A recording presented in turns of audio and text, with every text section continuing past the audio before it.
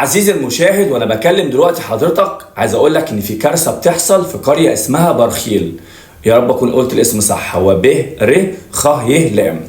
ايه بقى اللي بيحصل في القريه دي؟ يلا بينا عشان احكي لك وربنا يصبرهم على اللي هم فيه. عايز اقول لك ان الاهالي هناك بيناموا في الشارع بقالهم 40 يوم كده، عايشين في حاله من الرعب بسبب ان هم بيقوموا من النوم يلاقوا البيوت كلها مولعه في وقت واحد، مش عارفين ايه السبب لحد دلوقتي، لدرجه ان في ناس راحت من الازهر عشان تشوف في ايه ومحدش عارف يقول لهم ايه السبب، لدرجه ان في ناس بتقول ممكن يكون السبب يعني هو حاجه من الجن، ولا حد كان بيحفر مثلا وبينقب عن حاجه في الارض. عايزين يعرفوا ايه السبب. عايز اقول لك ان المواشي بتاعتهم بيصحوا من النوم يلاقوها مولعه، وعشان بيوتهم كلها بسيطه هناك ومصنوعه او يعني مبنيه من طوب اللبن، وفي نفس الوقت يعني السوفه بتاعتهم معموله من القش. عايز اقول لك ان هم اقل شراره كده البيوت بتولع، وحرفيا عايشين في حاله رعب بجد.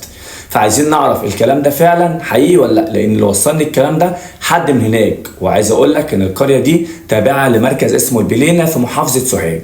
يا رب يكونوا طبعا بخير، ويا رب يكون الموضوع دوت مش حقيقي واشاعه. ولكن اللي بعت لي الموضوع دوت بعت لي فيديوهات، ولكن مش هينفع اعرض الفيديوهات، انا هعرض لكم بس بعض الصور اللي ما تحذرش الفيديو. وهم طبعا دلوقتي بيستنجدوا باي حد يساعدهم او يقدر يتواصل معاهم ويوصل صوتهم، عشان خاطر هم فعلا عايشين في حاله من الرعب. ربنا يكون في عونهم طبعا ويخرجهم على خير من اللي هم فيه. وسلام.